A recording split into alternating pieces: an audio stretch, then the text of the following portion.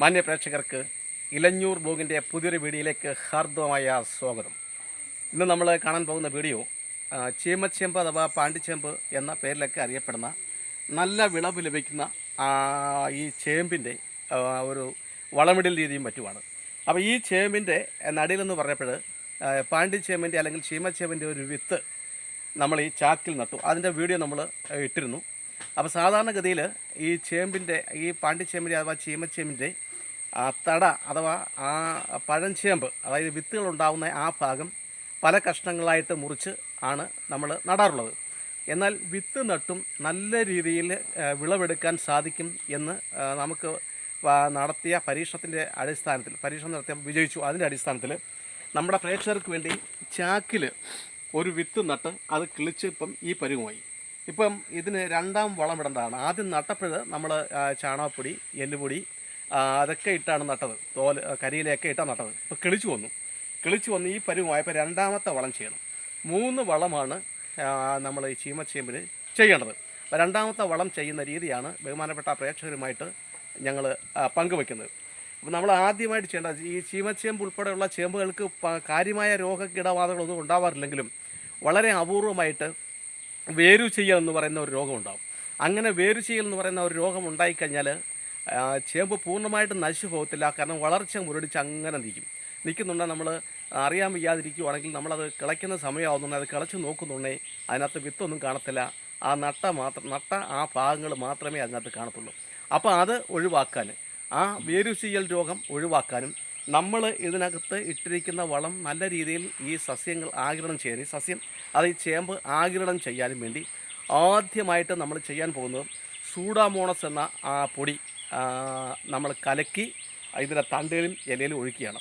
അപ്പോൾ സൂഡാമോണസ് ലായനി കലക്കുമ്പോൾ ശ്രദ്ധിക്കേണ്ട ഒരു കാര്യം എന്ന് വെച്ചാൽ അതിൻ്റെ ഇരട്ടി ഫലം കിട്ടാൻ പുളിച്ച കഞ്ഞിവെള്ളം 1-2 ദിവസം കഴിഞ്ഞ് അരി വാർത്ത് കിട്ടുന്ന ആ വെള്ളം അത് പുളിപ്പിച്ച്, അതായത് 2 ദിവസം കഴിയുമ്പോൾ നല്ല പുളിയാവും.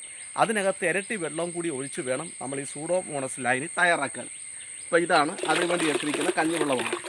ഇതിനകത്ത് 1 സ്പൂൺ സൂഡോമോണസ് ലായനി ഇട്ടാൽ മതി. ഒറ്റ സ്പൂൺ, ഇതേപോലെയുള്ള 1 സ്പൂൺ സൂഡോമോണസ് ലായനി ഇട്ടാൽ മതി. കൂടുതലൊന്നും വേണ്ട കാര്യമില്ല. 1 സ്പൂൺ സൂഡോമോണസ് ലായനി ഇട്ടു. ഇത് നമ്മൾ ചെയ്യേണ്ടത് ഇത് നന്നായി ഇളക്കി യോജിപ്പിക്കണം. ഈ കഞ്ഞിവെള്ളമായിട്ട് നല്ല രീതിയിൽ ഇത് ഇളക്കി യോജിപ്പിക്കണം.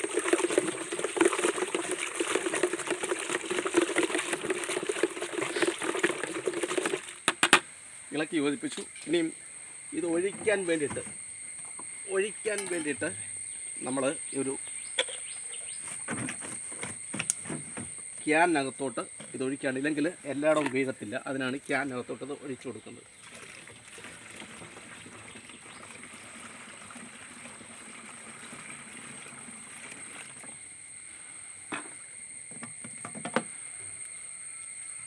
ഇനി നമ്മൾ ഈ ചേമ്പിൻ്റെ ചുവട്ടിൽ ഒഴിക്കുന്നതിന് മുമ്പായിട്ട് ചാക്കിലാണ് നടുന്നതെങ്കിലും ചിലപ്പം വളരെ അപൂർവമായിട്ട് ഇതിനകത്ത് പോച്ചകൾ ഉണ്ടാവാൻ സാധ്യതയുണ്ട്, കളകൾ.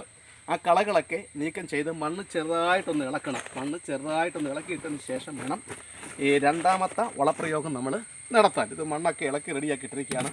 ഇതിൻ്റെ ഈ ഭാഗത്ത് ഇങ്ങനെ സൂഡോമോണസ് ലായനി, കഞ്ഞിവെള്ളത്തിൽ തളിച്ച സൂഡോമോണസ് ലായനി നമ്മൾ ഒഴിച്ചു കൊടുക്കുകയാണ്.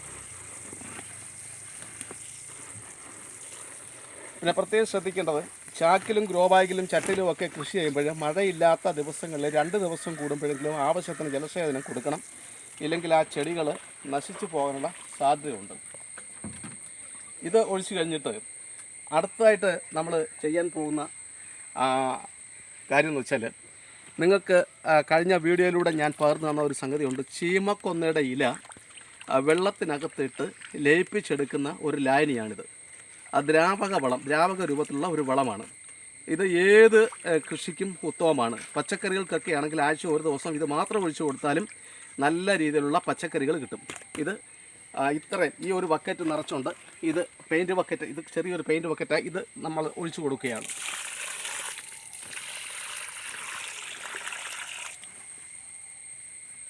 ഏറ്റവും വലിയ ഗുണമെന്ന് വെച്ചാൽ ഈ ദ്രാവക രൂപത്തിലുള്ള വളം പെട്ടെന്ന് തന്നെ ഇത് പിടിച്ചെടുക്കും.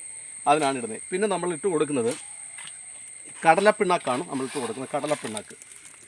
കടലപ്പിണ്ണാക്ക് നല്ല കിഴങ്ങ് പിടിക്കാനും കിഴങ്ങിന് നല്ല തൂക്കം കിട്ടാനും ഒക്കെയാണ് ഇട്ട് കൊടുക്കുന്നത്. അടുത്തതായി ഇട്ട് കൊടുക്കുന്നത് എല്ലുപൊടിയാണ്. എല്ലുപൊടി എല്ലാ കൃഷിക്കും നല്ലതാണ്, അതും കിഴങ്ങ് പിടുത്തത്തിനുമൊക്കെ സഹായിക്കും. പിന്നീട് നമ്മൾ ചെയ്യേണ്ട ഏറ്റവും പ്രധാനപ്പെട്ട ഒരു കാര്യം ഉണ്ട്. ഈ കുറച്ച് മണ്ണ് അതിൻ്റെ മുകളിലായിട്ട് ഇട്ട് കൊടുക്കണം.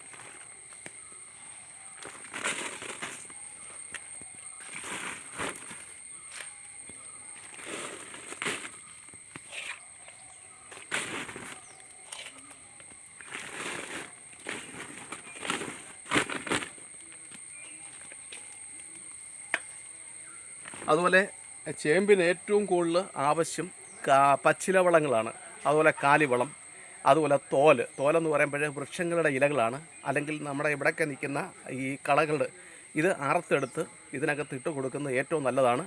ഈ കാലിവളം, പച്ചില വളമാണ് ചേമ്പുകൾക്ക് ഏറ്റവും ഫലപ്രദം. നമ്മളിവിടെ കുറച്ച് തോല് എടുത്തിട്ടുണ്ട്, ഇതാണ് നമ്മൾ ഇതിനകത്ത് ഇട്ട് കൊടുക്കുന്നത്.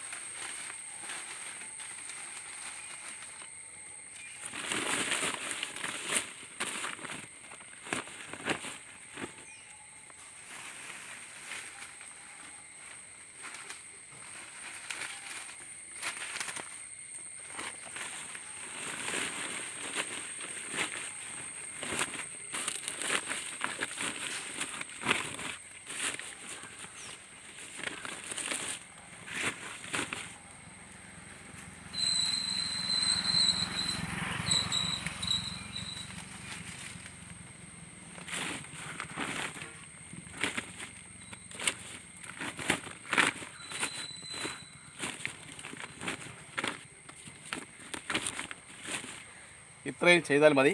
അപ്പോൾ ഇന്നത്തെ സാഹചര്യത്തിൽ നമുക്ക് ഒറ്റയ്ക്ക് ഏതൊരു സാധാരണക്കാരനും മറ്റാരുടെയും സഹായമില്ലാതെ തന്നെ ഇത്തരത്തിൽ നമുക്ക് ആവശ്യമുള്ള കാർഷിക വിളകൾ ഉൽപ്പാദിപ്പിക്കാൻ സാധിക്കും. നിത്യോപയോഗ സാധനങ്ങളുടെ വില ഗണ്യമായി വർദ്ധിച്ചുകൊണ്ടിരിക്കുന്ന നമ്മുടെ നാട്ടിൽ പിടിച്ചു നിൽക്കണമെങ്കിൽ നമുക്ക് 1 മണിക്കൂറെങ്കിലും ഒരു ദിവസം മെനക്കെടാൻ മനസ്സ് കാണിച്ചാൽ നമുക്ക് ആവശ്യമുള്ള ഒരു വീട്ടിലേക്ക് ആവശ്യമുള്ള എല്ലാ പച്ചക്കറികളും നമുക്ക് ഉൽപ്പാദിപ്പിക്കാം. അത് ഭൂമിയുള്ളവർക്ക് ഭൂമിയിൽ ചെയ്യാം, അതല്ല ഭൂമിയിൽ ഇല്ലാത്തവർക്ക് ഗ്രോ ബാഗിലും ചട്ടിയിലും ചാക്കിലും ഒക്കെ ചെയ്യാം. നല്ല രീതിയിൽ ചെയ്യുകയാണെങ്കിൽ തീർച്ചയായിട്ടും നിരാശയ്ക്കിടയില്ല. നമുക്ക് കൂലി കൊടുക്കേണ്ടി വരത്തില്ല, വലിയ പണച്ചിലവുള്ള വളങ്ങളൊന്നും മേടിക്കേണ്ട കാര്യമില്ല. അങ്ങനെ നമ്മുടെ വീട്ടിലേക്ക് ആവശ്യമുള്ള എല്ലാ പഴങ്ങളും പച്ചക്കറികളും നമ്മുടെ ഇവിടെ ഉണ്ടാകുന്നതെല്ലാം നമുക്ക് മേടിക്കാൻ സാധിക്കും. അപ്പം ഇത്തരത്തിലുള്ള അറിവുകൾ ശേഖരിക്കാനും അത് പങ്കുവയ്ക്കാനും പ്രിയപ്പെട്ടവരെ നിങ്ങൾ ഇഷ്ടപ്പെടുന്നുണ്ടെങ്കിൽ, ഞങ്ങളുടെ ഈ യൂട്യൂബ് ചാനൽ ആദ്യമായിട്ട് നിങ്ങൾ കാണുന്നെങ്കിൽ ദയവായി ലൈക്ക് ചെയ്യുക, ഷെയർ ചെയ്യുക, സബ്സ്ക്രൈബ് ചെയ്യുക. എല്ലാവരുടെയും പൂർണ്ണമായ പിന്തുണയും സഹകരണങ്ങളും സാദരം പ്രതീക്ഷിക്കുന്നു. എല്ലാവർക്കും നന്ദി, നമസ്കാരം.